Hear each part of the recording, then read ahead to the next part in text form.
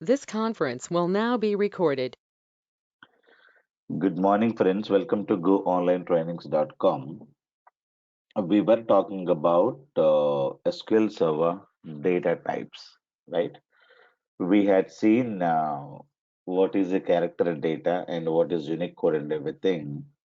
And today, let us talk about binary data. So, binary data means we have a lot of pictures data, audio files, video files.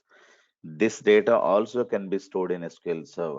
For example, we have binary, which can store up to 8 KB of data, which is a fixed size data. Where binary means it is variable length data up to 8 KB, and where binary max, so it can go up to 2 GB of data. So what do you mean by binary data? Let us understand. So I create a table to store my data. So this is my table, okay? Let me take employee table. So we have employee ID and name of the employee, salary, and we can also store photo of the employee, right? We can also store photo of the employee. So this is my table structure: employee ID, employee name, employee salary, and employee photo also, right? So let me say employee name is called one. So John, salary $1,000. And whenever you store a photo, so normally, how do you store photo? You have to browse and upload the photo with the help of an application, right? So you could see a lot of photos in Amazon.com. So normally, how the photos are loaded? Photos can be loaded with the help of front-end application. You may be having Android application or Java application. Normally, let us take your Facebook. So how the Facebook is going to store the data? You need to browse the photo. Whenever you take a photo, you need to upload or browse. So when you upload the photo, this application, the Facebook or Twitter.com or wherever you wanted to upload, you can upload. So this is you. You're going to be uploading a photo with the help of an application, right? So the photo will go to application. So what the application is going to be doing? Application may be developed with the help of Java, .NET, Android, right? We don't know. Some language would have been used. Okay, so Java, .NET, Android application. So this application is going to take your photo and convert your photo into binary. Clear? So what I mean by binary data, ones and zeros data. Your photo will not be there in the as a photo format, not JPEG format. So you will be able to get this kind of a structure. So this is what is called binary structure. So you may upload a photo, okay? Upload pic or small video or small audio file, whatever you wanted to have. All this is called as a binary data. Clear? You may upload a pic or picture or videos or audios or whatever be the thing that you upload it. So what happens is that will get converted into binary. Clear? The converted binary data is going to store, is going to be going to this. So how it is going to go? It is going to go the same data using this. It is going to go to here. Okay. But to store the picture or the photo or the audio file, you need to have one data type to store this data. So this is what is called binary. Okay. Binary, you may have maximum 8K. So if you use binary data, what is the meaning? Whether you have what is that? If you have same length sizes, for example, all the photos you're uploading, it is 1 KB of size, 1 KB, 1 KB, 1 KB. If you have fixed length data, you can go in for this one. you can say maximum is a 2 KB or 1 KBF size. So you will have a restriction. You can upload a photo, the maximum size would be 2 KB. That's how there is a small description will be given whenever you upload the photo. That means they would have restricted the size in the database. Clear? So fixed length data we can have it. But if you think that you don't have the fixed length data, then we can go in for var binary 2 KB. So you may have 1 KB of file or 500, whatever, 2 KB, 500, KB or whatever it is. You wanted to have it, you can have it, but up to 2 KB. So this is how we can have it. But whenever you store this data, binary and var binary will convert the complete data into hexadecimal formats. Okay, it is not going to store in ones and zeros because ones and zeros will occupy a lot of space in this. Clear? It will convert hexadecimal, so it will be something like this: 1 A B, 1 2, 0 0 0, like this. This is what is called the hexadecimal format. Okay, binary data type is used to store pictures, audio files, video files. Binary or var binary max is not going to store the data as it is in the binary format. Clear? So you will have a all the photos will be converted into hexadecimal. Why hexadecimal? Because when you store ones and zeros, you need to have much more much more space is required. So each photo size I have restricted to 8 KB, but maximum you can have, where binary, if you go to the max size, it'll be 8 KB. Clear? You can store up to 8 KB of size, but I have restricted to 2 KB. But if you need more than 8 KB, you have to say where binary max.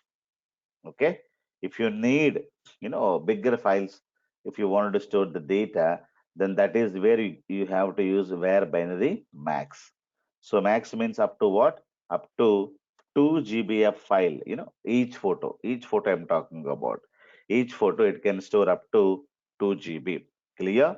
So you may ask me, what about YouTube videos? YouTube, songs, video songs, audio songs, will it store in the in our database? The answer is no, because you cannot have 4 GB of movie, 10 GB of video file, audio file in your databases. So those videos are not, stored in the, as it is in the databases. Those videos are stored separately with the help of operating system directly, but not into databases. So these are small, small files. I am talking about 1 KB, 2 KB photos. And if you have sometimes much more data, but up to 2 GB data, we can accommodate, not more than that. Clear? So yeah, JPEG file. Is JPEG larger than the binary? So JPEG is a photo format, right? So it is a photo format. So that, what is the size you need to verify. For example, I have a picture of JPEG, right? So you'll have a lot of picture in this. So when you have this picture, you need to simply check what is this picture, 2860 KB, right? So 89 KB. So this files you can store, PAN card, signature, whatever you have, some files, you can see the data. So maximum, 2 GB of data you can store. So JPEG, JPG, whatever the picture format, doesn't matter. It will get converted into what? Binary. Clear? So do we store large media files in a data warehouse or lake, or we store their data only and analytics? So larger video files we are not going to store in our databases. Okay, or no, OLTP, OLAP, nowhere you will have this. Remember this. So data warehouse is not there to store large amount of, media files. No, we will not be maintaining, because database is not good storage to store the large amount of videos and, media files. So you will have operating system is the best one. For example, YouTube data. Okay, you have YouTube data. You have a smaller file to a larger file. So those files cannot be stored at all, either in the data warehouse or in the OLTP systems. No. So data warehousing is not good for the storing large amount of media files, audio, video. This. If you have small pictures and small audio files, small video files, you can have, but not very very big files. Okay. Amazon, when you open, you may be getting a lot of pictures, right? If I wanted to buy some items here, so Amazon.in or .com, okay? So you see a lot of pictures, right? So all these pictures data can be stored in the databases because it is 1 KB, 2 KB, 3 KB, 4 KB, 5 KB sizes. So this data, I should be able to store the price, the description, everything we are going to be storing in the databases. But when we think about a YouTube data, a database cannot handle it, or data warehousing also it is not, because we are going to be using them, and definitely it will be a big issue for you. But if you wanted to use large amount of what do you say, pictures data and large amount of videos, audios, the good one is Hadoop. Hadoop is going to be using unstructured data. Unstructured means this is unstructured data. Clear? So we have structured data, right? So the data we're talking about today is structured data. Okay. Structured means where you have the data in the table format. Okay. You have semi-structured data and you have unstructured data. Unstructured means we're talking about files data or chart data, and we are having pictures and audios, okay, and videos, and this is what, okay. So when you have a structured data, so this your OLTP systems and your BI applications can handle it, or SQL Server and RDBMS BI can handle this. Okay.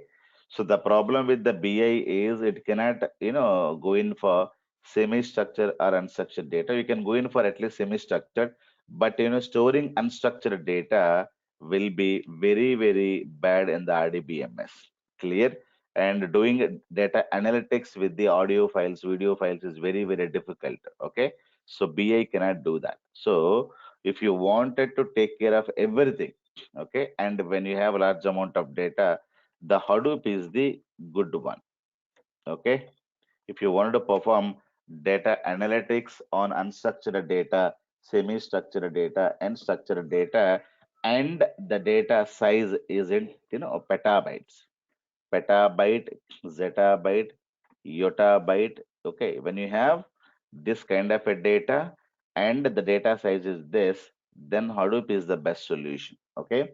So we have a business intelligence or RDBMS. So these are always more focused on the structured data. Structured means the data which is there in the tables. Okay.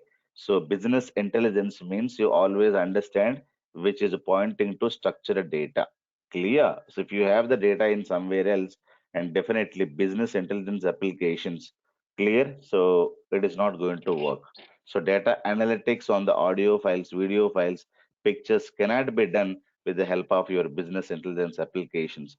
But you should be able to go in for Hadoop. Okay, Hadoop can take any kind of a data, any unlimited data also. You should be able to take it.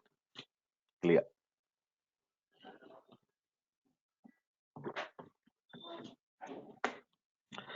If I'm e-commerce data, and when we are creating a product table, we'll upload all the catalog pictures, videos in a table under one column, right? So that will cross 2 GB. How will it work? See, you need to contain, it is one photo, right? So it is one photo. You can take 2 GB of data. You will have one more photo you can have. So one more column you can maintain. Okay. With this, you can have a picture in small. Okay. You can have a small picture, a large picture, or 4D, 3D picture, like that. You can have a lot of columns. So each photo, not all photos you cannot store in a single column. So this is a single photo. This is single photo. Am I clear? So this is a, you can say small photo, then you can have large photo, then you can have a side view photo, then you can have upper view photo. So like that, you need to store a lot of photos in lot of columns, not in single column, right? Each column can have max up to 2 GB of data. Am I clear, Srikanth? So this is how you can have all the pictures cannot be stored in a single column. You cannot store all the data, right, in a single column. Only your name can be stored. If you have two, three names, can we store all the names here? So it cannot be. You have a column called first name, middle name, last name. So it cannot be a single, right? So if you wanted to store, you can store as a single, but when you store the single column, you will not be able to get the single photos, right? So side view photo is different and the small photo is different, and you have 4K photo is different, like that. Different photos and catalogs are stored in different columns, not in a single column. So that is how the designing has to be done. Clear? Am I clear, Srikanth? That's very, very important to understand. So all the pictures, see now we have this photos, right? So when you click on this photo and you will have a different view. When you click on this, see, these are different images we have. So all these different images are not in a single, cell. So all these are different, columns, different columns. Photo 1, photo 2, photo 3, photo 4, photo 5, photo 6, photo 7, photo 8, like that. So all these columns coming, all these pictures are coming from different places. That's what you need to understand.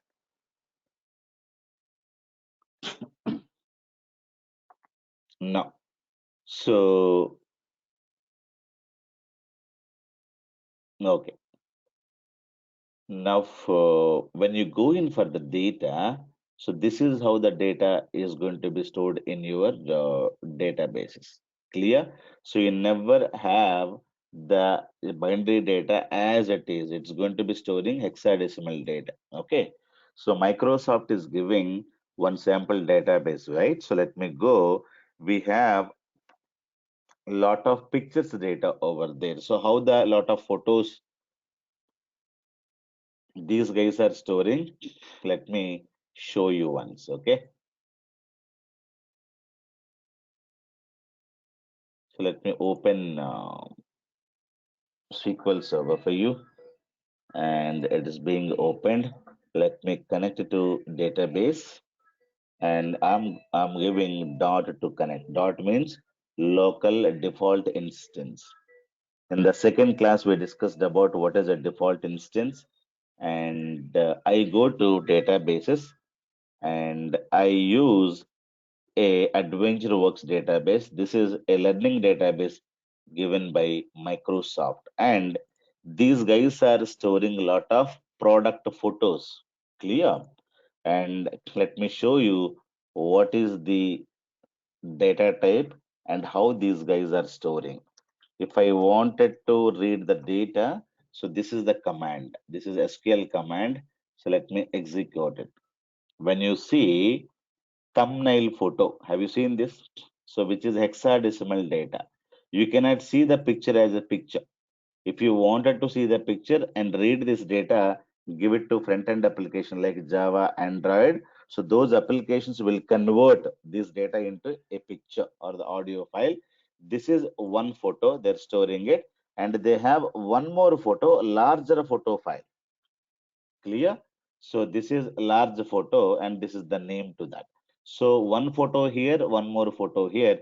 So a product, which product they're given the number and the product name is somewhere else. The product is photo, lot of photos they're storing. Okay. One is called small photo, one is called bigger photo. Like that, you can have lot of columns, and for the same, product, a, side view, upper view, small photo, upper photo, like that you can have. So what is the data type for this?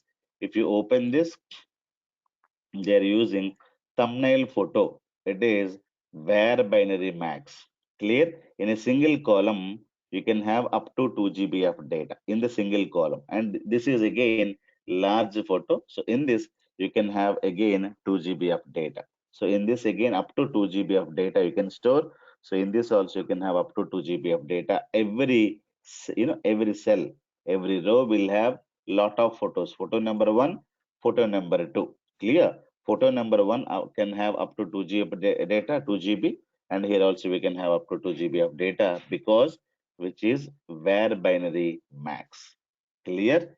Which is var binary max. So I have not only one column, I have multiple columns here. Clear? So small photo and bigger photo. So that is how you should be able to understand each file size can go up to 2 GB each file. Okay. So here you can go up to 2 GB.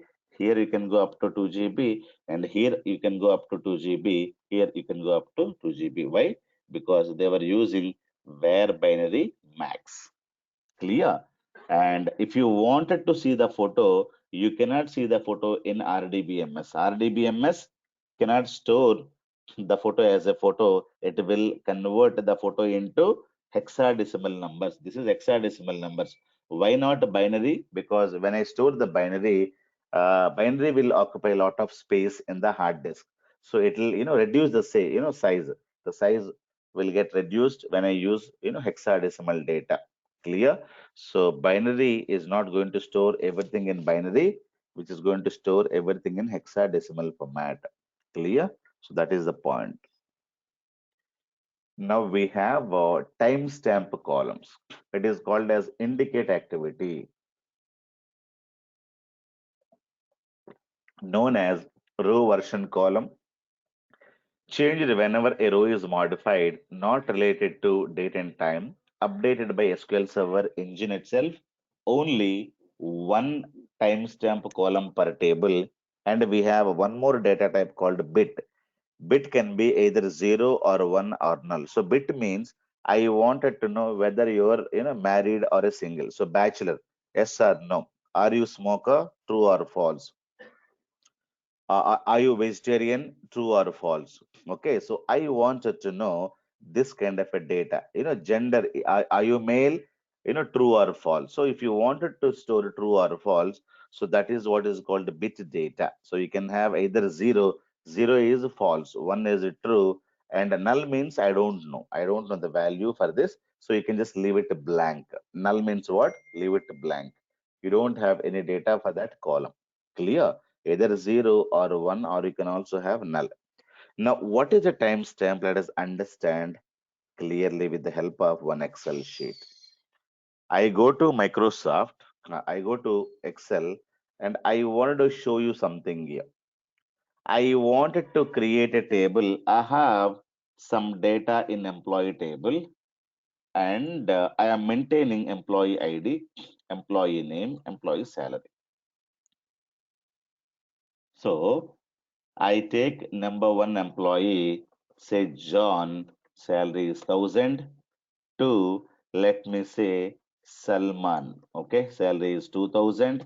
And I'll take Ram salary is 3,000. I have some data in this. Clear? And same data, this is available, let us say in one server, I'm storing this data. Okay. So let us say this is one server, I'm storing this data, and one more copy, I am also storing in one more server. Okay, this is server 2, this is server 1. Server 1 may be in India, one more copy I'm maintaining server 2, which is there in US. Clear? Why? Because if something goes wrong here, I will have a copy here. So that is the simplest thing. So I wanted to tell you, I am maintaining two copies of data. One server is in India, and the same data I am also maintaining as employee in US. Why two copies? If something goes wrong in India server, for example, there is a flood, there is a fire accident, then I'll have this copy of the data. I am preserving it elsewhere. But I wanted to maintain a complete sync. So what happens now? So this salary is getting updated. If the salary is getting updated, I don't know whose salary is getting updated. Always what I do, I delete all this data here. Again, I'm going to be taking all this data and moving the data here. So every time every time taking complete data and storing is not so simple, right? If you have three rows, I can do that. Delete complete data tomorrow. You may get a new row. You may get new row. Let us say some data. Clear? Some data will come. Again, what will you do? So you remove this data. You copy complete data. So and tomorrow again his salary is not Salman. Somebody is updated. It is Salman Khan. Something like this. People are updating, right? Again, what you do? You don't know which data is been updated. You completely remove this data and you're again moving complete data. So this is not the right way to maintain it. I wanted to know which row has been modified. Okay, so to modify, what normally we do, for example, tomorrow his salary is incremented. When the salary is incremented, I don't know which row is incremented. Either I have to verify row by row, is it the same, you verify, is it the same, you verify, and is it the same, no it is not same. Now you take this data, at least one thing you can do, you can just simply go and update this is one thing. Clear? Because you are not sure which row has been modified, and every row you have to modify, every row you need to check. If you have only three columns, you're lucky, you're checking only three columns. If you have 100 columns here, so each and every column you need to check. Each and every column you need to check whether this column modified, whether this is which column is got modified, or whether row is modified or not. Verification or checking validations of complete big row is very very bigger activity. You are fortunate when you have small row. If you have 1,000 columns, maximum number of columns in a table is 1,024 columns. If you have 600 700 columns, and taking the row and check the cell by cell is very very difficult, right? So ram and ram, tomorrow this salary will change to 2,200, right? And verifying a column by column is difficult. So this is not matching here. So then it is updated. Then I need to update. It will be very very difficult, irritating job, and SQL Server also will take a lot of time to do that. So what we can do? We can have one more column here. That is what is called row version number. Clear? So this is what is called a timestamp column. The data type is called timestamp column. So this is integer and this is varchar of 100. You can say money, and the timestamp is one more data type. So what happens now? For example, so this is the data I have it. This is the data I have it. So let me keep all the data. Nothing will happen. Okay, this is the data I have it. As soon as you insert the data, SQL Server automatically will insert a number. Okay, it will insert some unique number. Some unique number will get inserted. Clear? The same number you should store as it is in this as well. Clear? So you are not storing the number. As soon as you give the data here, automatically SQL Server will give you one unique number. So it is not in the sequence number, some random number it will give you. So tomorrow you change this row. So this is the row you are changing. Say, let us say Sakshi, you are changing to something like this. You modified this row. As soon as the modification done, this number will change to something else. Okay. When the modification is done in any one of these data values, automatically this number will be changed automatically by the SQL Server. Now, what is the advantage? It is very, very easy for you to check. For one and this number you check. 1 and 1, there is no change. For 2, this number. For 2 and this number, there is no change. For 3 and this number, there is no change, right? And for 4 and this number you verify, there is a change, right? When there is a change there, that means this row has been modified. You take only this row and you overwrite it here with this, okay? When this and this is matching, then the row modification is not done. So timestamp can tell you which row has been modified or not. Tomorrow, Salman Khan name or Salman Khan salary is in incremented to 3,000.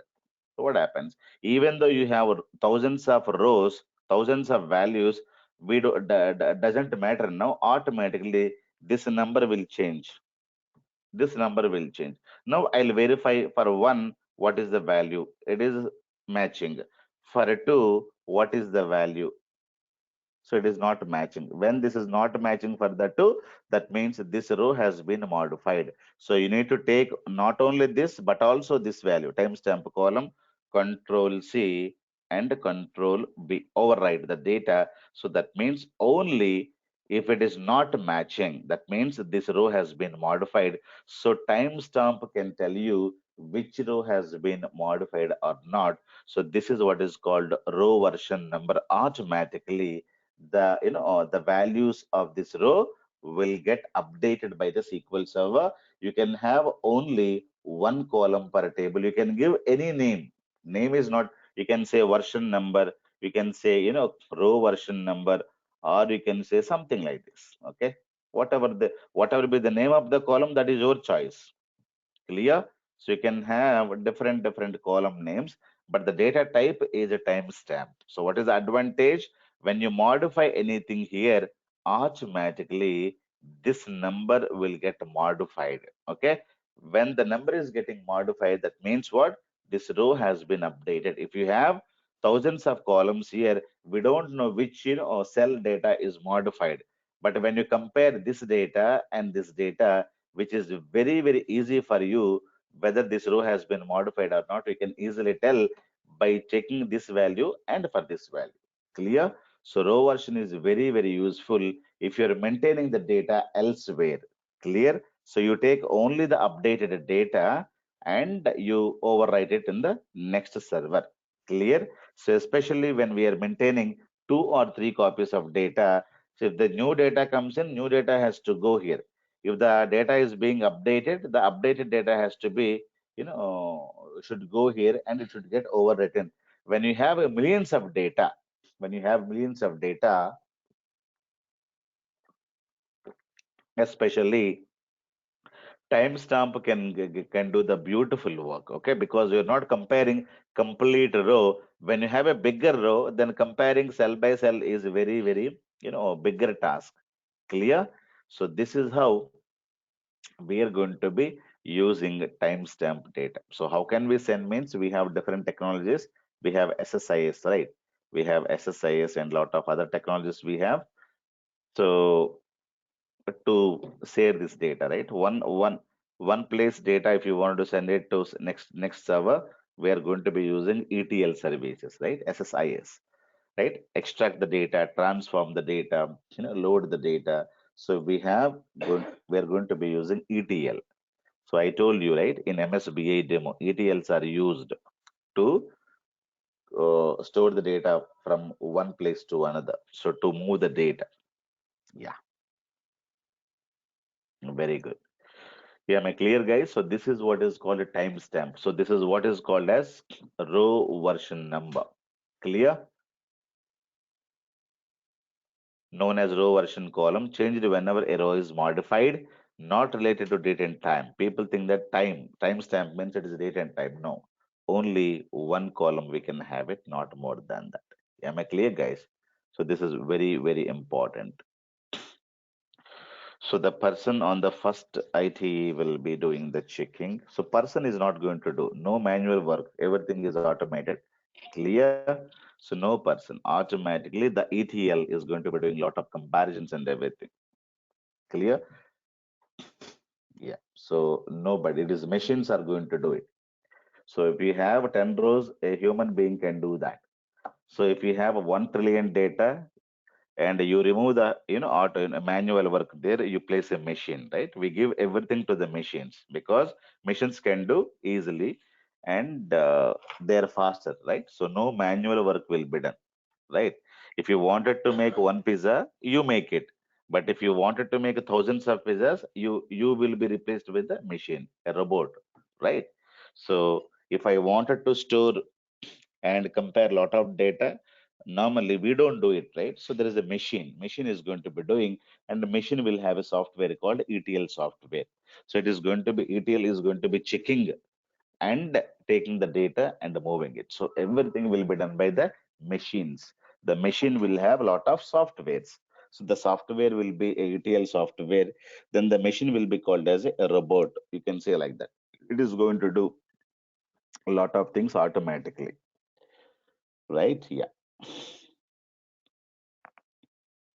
So now global unique identifier. So it is called as a GUID, 16 byte, one per table hexadecimal data will get stored. SQL Server insert new GUID per each row using new ID function, barcode numbers on the products. Clear? And we have XML data as well to store the XML. So what is a global unique identifier? Let us discuss. For example, I have lot of product data, product ID, product name, and product price. Product will have a barcodes, right? So every product will have a unique barcode. And the product one, let us say pencil of some company will have price of $10 or $10, and automatically I should have a barcode is not for the human beings to understand.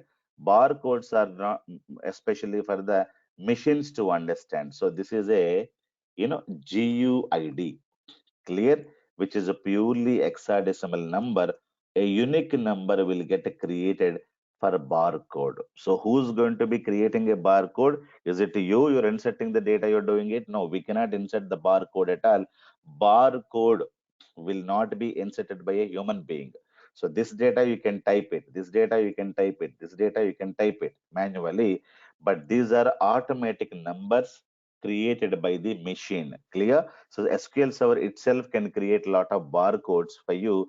This is unique in nature. You can create a barcode and you can take the printout of the barcode and you can give it to one more machine. So the machine can easily understand. So like that. So barcode can give you a unique identity for each and every product. Clear? So this is a unique number across the global. It is a globally unique number. So one machine is creating a barcodes means that barcode will not be created by in any other place by any other machine also. So this is a globally unique. Okay. For example, I nowadays I create one employee table. So let us talk about Microsoft. Okay. Microsoft company is having a lot of employees. They have employee table, right? So Microsoft is giving some employee number like this 1001, say name is called John and salary something, and 102, say some David, the salary is something like this. Clear? So this is Microsoft data. So I have one more company, let us say IBM. IBM also having employee table, and they also can maintain their own data. They may also have the employee number is 101. So inside we may have Emirate. Okay, she's joined there,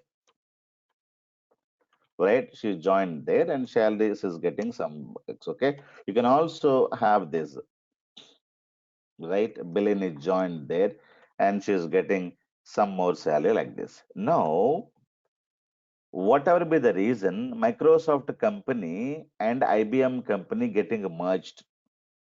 Okay, so what we need to do? So Microsoft is and IBM is talking together, and all IBM employees are going to merge with this. Now, when you take this data and try to put it here, what will happen? You will have same duplicate primary keys, right? You will have duplicate numbers will come because employee number cannot be duplicate, right? But unfortunately, earlier this was a separate company, this was a separate company. But now when both companies are getting merged, when I take my data, these numbers also getting duplicated. I don't want to maintain these numbers at all. Clear? So what normally we do, we create we create a table, we create a table here. and we create a new ID or new employee ID, something like this. So this will be a GUID. Clear? When you store this data, you automatically get one number. Okay, one hexadecimal number will be given. So that's a number. So you may have something else here. Okay, and you take this, and when you're storing, you will get some new number is going to come here. Okay, so when you store here, you're going to be getting one more new number like this. So this will be employee ID. By using this, you should be able to get identify this record is something new, this record is something new. So later they delete this and they will assign new numbers. Okay, they'll assign new numbers. They may have one, two, three, four. Okay. To identify a single record, so what normally we do, we generate a unique number. So using this, this is something new. This is something new. So this is something new. So we can create own global unique identifier when we're merging the data, because when merge it, we'll have duplicate entries because we never knew that. So I'm maintaining my own numbers here. They're maintaining my own numbers. When we merge it, we need to have a unique number. So barcodes, right?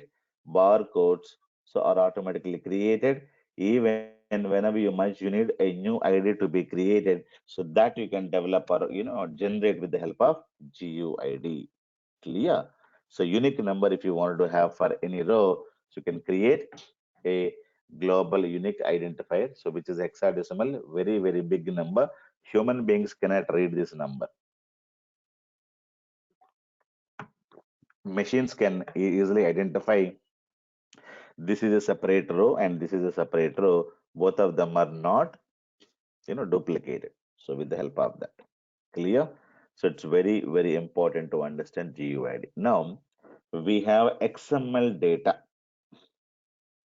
So before talking about XML data, let me talk about spatial data. So when you book for Uber car, Uber cab, and if you have some map data, so database also can store mapping data with the help of geometry and geography. So you can have mapping data, the route data, maps data can be stored in your databases with the help of these two. And hierarchy data also you can have it. What do you mean by hierarchy? For example, I wanted to have a employee data. Employee CEO is here. Under CEO, you have somebody is working, right? So you have A, under A, let me show you like this, okay? Yeah, you have B under A and B, C, D is working. Under B, you have E is working, right? Under E, you have some K is working. They wanted to know this is a zero level data, one level data, second level data. Who are the employees who are working at the second level? Who are the employees at the bottom level? Is a zero level. Who are the employees who are getting to CEO? And under CEO, who are the people working? So who's reporting to B? Who's reporting to C? Clear? Who's reporting to D? If you wanted to have this kind of a data analytics, then you have to go in for hierarchical ID. Clear? Especially the employee data, family data, grandfather, below that your father, and below that you, and you will have your children, right? So all this data is called as a hierarchical data, employee data, family data, all this data. So I wanted to know who's the grandfather in this family, who's the the bottom level people in this family. If I wanted to maintain, I have to create this kind of a structure and perform the data analytics like this. Clear? For that purpose, we're going to be using hierarchy ID to get the level in the hierarchy. Clear? So these are the data types we have it. But one more thing we'll discuss now is that XML data. What do you mean by XML? Let me talk about this. And so I was talking about semi-structured data here, right? Semi-structured data is now called as XML. XML is a semi-structured, okay? So tables we know already, rows and columns, and files, chart, pictures, audio files is called as unstructured data. I was talking about semi-structured data. Semi-structured data is now XML data. What is XML? Let us understand. XML stands for extensible markup language. Okay. So why do we need to, invent this? Why IT companies have invented, even though we have lot many software, this is one more extensible markup language. So this is what is called XML. Okay, XML is extensible markup language. So what is the purpose? Why do we need to have this? That is the question, right? So the answer is to to remove the platform dependency. Platform dependency.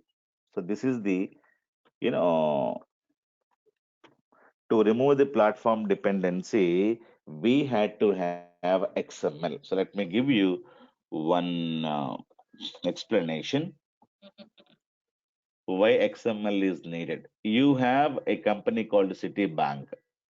There is a company called some Deutsche Bank or ICICI Bank. A lot of banks are available in this world, right? So in this bank, the software is running nowadays, right? 40 years back, no software, everything is manual work. You go to the bank, so people are maintaining account, ledger, account, lot of things, completely manual work 40 years back. But now, no manual work, every data is being stored in the software. So you assume this bank is running a software called .NET, and this bank is also maintaining a lot of ATMs, right? So this is the ATM machine, and this is a bank servers are connected to that, right? So this is ATM machine. So this is having one ATM. And let us go to HDFC Bank, right? So this bank is also running a software Java, and HDFC Bank will have lot of ATMs, right? So these people also will maintain lot of ATMs. So ATMs also will have which software? Same Java software it will run. So all HDFC, whether it is a computer which is connected to HDFC Bank means which is has to run Java. Clear? Because complete development is done, HDFC is working fine. Now, what will happen? A customer, so you are the customer of, let us say, you are the customer of Citibank, right? You will be given an ATM card. So definitely you can go there and you can insert the card here. Okay. So this machine can understand, and this is a server, and the communication will be happening to the server, right? You will get the funds and everything is fine. But unfortunately, you can also go to this ATM, right? You can also go to this ATM and you insert your card. You are actually HDFC Bank customer, or you're a Citibank customer. So you're using .NET. All the cards and everything will be printed with the help of .NET only, not anything else. When you keep your card in this, and this is going to read your card, and it will say it is running Java, right? So this will say I cannot understand a .NET. So simple thing, you know Chinese, I know English. You're telling me, hey Bhaskar, you give me water in Chinese, I don't understand because my language is a .NET, your language is Java. So how can we communicate? Gone. So a Java guy, a .NET guy cannot communicate because Java is a different language, .NET is a different language. So the person cannot go to the another ATM and withdraw the cash because another ATM will throw out your card saying that don't understand, declined, card declined, cannot read. So this kind of errors you will get it. So that is the issue. So same example, right? Indian language and you're a foreigner, some foreign language. If you don't have a common language, then you will go mad.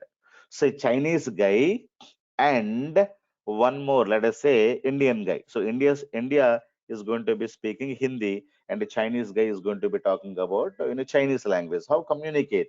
So Chinese guy and this guy should have a common language. The common language may be English, right? So a .NET is one language already this fellow knows. A Java language this fellow knows, and both of them should know a common language. The common language is called as XML. Clear? The common language is called as XML. .NET can understand XML. Java can understand XML. So the communication barrier will not be there. Clear? So you know Chinese? Fine. I know Hindi? Fine. But you and me have to talk. Both of them should know a common language called English or something else. Forget about English. Forget some language we should know. For example, you have some ABC language. So if you have a common language, a Chinese guy can talk to me, a Indian guy can talk to them. So the common language is called as XML. Clear? So Java.NET is communicating today not with the help of Java and .NET, with the help of one more language called XML. Clear? So what is XML? XML is a language. Now, what is the purpose of XML? To remove the platform dependency. So a English guy or a Chinese guy cannot talk to an Indian because Indian people will speak differently. So how can we removing the platform dependency here? By teaching, by introducing one more language in China, that is English, one more language in India, that is English. So we are trying to remove the platform dependency. So that is how. Or you may take not English, but also you may introduce Russia. So let them speak. Both people are going to be speaking, let us say, Russian language. So let them understand, or Arabic. So Chinese guy also know Arabic, and Indians also know Arabic. Then you use Arabic as a common language. Clear? So now, so that is the reason why the scientists in America and all over the world, especially in Microsoft, IBM people, and a lot of IT engineers are getting a lot of issues. Clear? So earlier we had C language. Okay, C and C++ are coming from the same family. So C++ means it is advanced C, nothing else. It is called as a C++. Okay, so they are coming from single family. There is no communication problem, but suddenly we got lot of other languages. We got VB and we got Java, we got .NET, right? We have Android. So all these languages cannot talk to each other, cannot talk to each other. So the IT companies were facing a lot of issues. IT companies were facing a lot of issues. Then they said we need to have some standardization because VB cannot talk to C language. C cannot talk to Java. .NET cannot talk to VB. So there is a big issue is going to start. Then your application can work independently, my application can work independently. That is not the story. We are creating the software for entire public to use. You cannot say everybody has to install only VB, everybody has to install only Java, then only we can work. If that is the case, everybody will have difficulties. Whether you may use Java, I may use .NET, forget about it. So the communication has to happen with the help of one more language. That language is called as XML. Clear? So when you insert your card here, so what will happen? So it is going to be creating. Who's going to be creating? This is your HDFC customer. You go here, one XML file will be created. Okay, the XML file will be created by this machine, and that XML file from here to here. Okay, it will go. So how the communication is happening? Not through Java, XML. So it will give you a file like this. XML will have like this. It will tell you, it will send you one file. It will say a customer from, so XML file looks like this. I'll tell you. Okay, it will tell me, it will send a file. So customer a card number, ATM card number, say 123 blah blah blah. He came to me, he came to me, and this guy is telling the password is this. Okay, password is blah blah blah. Now you try to take it. And this guy is asking, is planning for a transaction is doing. He wanted to have cash withdrawal. Okay, so this is the communication. This one server is going to be sending. This is the card number, this is the password, and he wanted to withdraw the cash. And what is the amount he wanted to withdraw? So this is the amount he wanted to withdraw. That is $1,000. And can you tell me whether should I give this amount to him or not? This communication, right? So this communication like this, it is going to go. This is what is called XML file. So you can simply save this. Clear?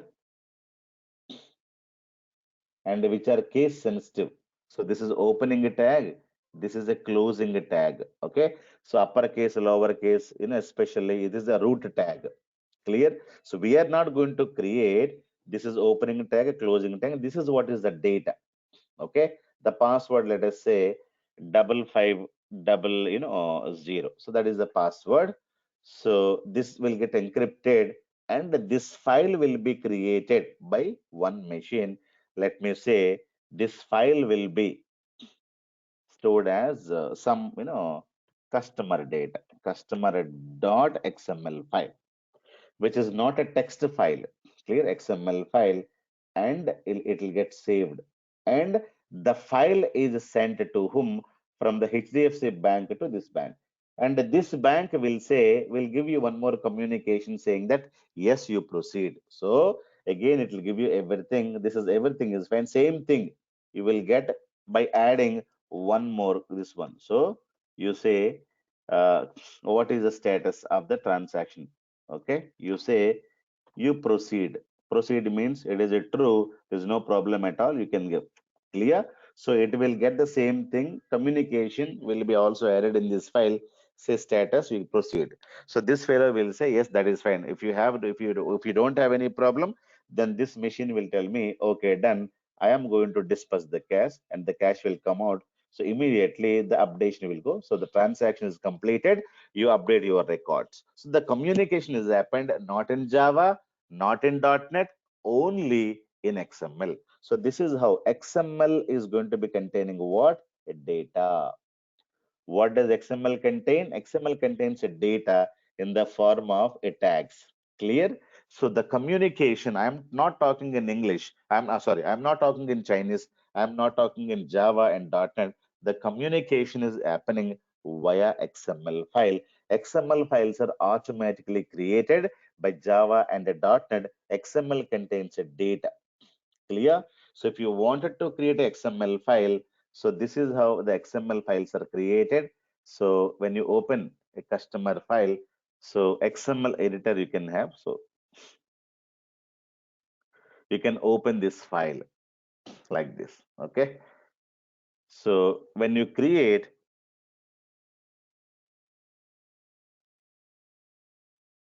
okay, it looks like this. Okay. So who's going to be reading XML? XML will be read by, there is a small code that is called as a parser. Okay, so remember how XML, who's going to understand XML? In your .NET only, there is a XML parser will be there, and here also there is a XML parser will be there. Clear? So this XML parser is going to be understanding, and this guy is telling, hey, .NET, you don't worry, everything is fine. I think you just verify whether this data is available, this sufficient balance available for him or not. Clear?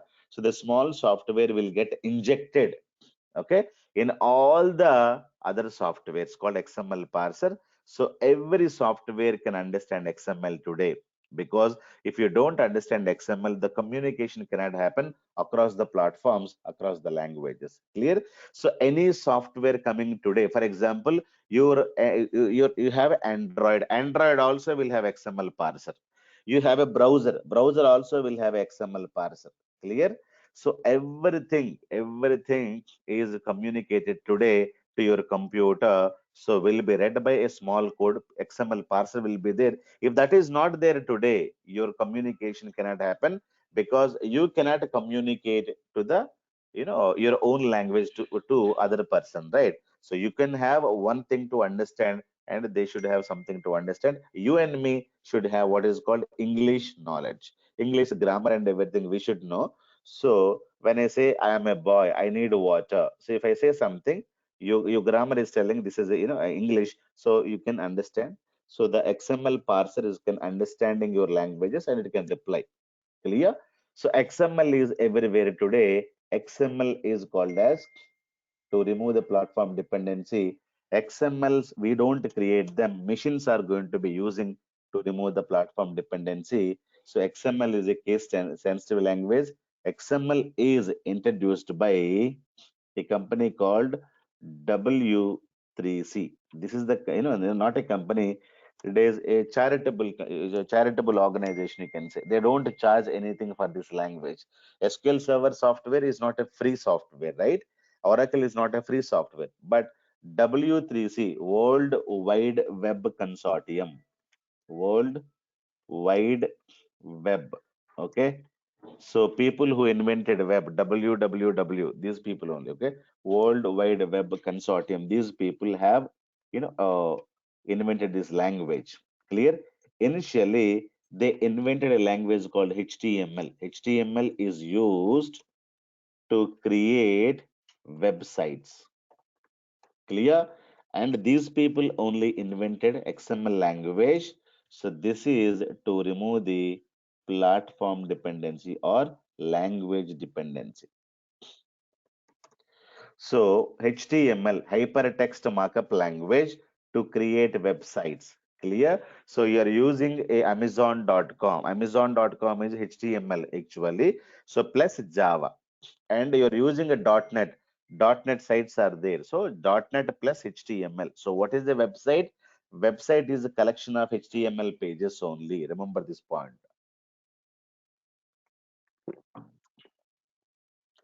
Who given HTML? W3C. This is the charitable organization, World Wide Web, which is there in America. So these people given HTML, then later these people only given XML, and they said clearly every software manufacturing company, okay, so have to understand XML. If you don't understand XML, you are out of the market. Clear? Whether you're Android, Linux, anything, whatever the thing you have it, but you should have a XML parser so that the communication can happen throughout the different devices. Clear? So XML is this kind of a data. When you get this kind of a data, okay, so this data can be stored in our the entire complete file data can be stored in our databases with the help of XML data type. Clear? So whatever be the communication is happened from server A to server B, each communication can be stored, each XML file can be stored in our XML data type. Clear? So you can create lot of columns, and all the data can be stored in the XML. XML contains data. XML will have a root node and end node. XML will have small nodes, and XML data is case sensitive data. And XML files are used to communicate over the internet, right? So the communication is not there, means you cannot go to any other bank today. I cannot go to your bank today, right? So definitely XML is playing very, very important role, and this is a free of cost. Everybody can use it, so they can implement in their software so that the machines can talk to each other without having any problem. So .NET will create XML file, Java can create XML file, Android can create XML file, and X application can create XML file, and they'll send it over the internet. Other machine can receive, and it should be able to understand because of XML parser. Clear? So that is how the communication is happening today. So XML is a semi-structured data. It is not a complete structured data like table format. It is not in the table format. It will have tags format. This is the data called as a semi-structured data. Clear? So this is very, very important, guys. Clear? Any questions?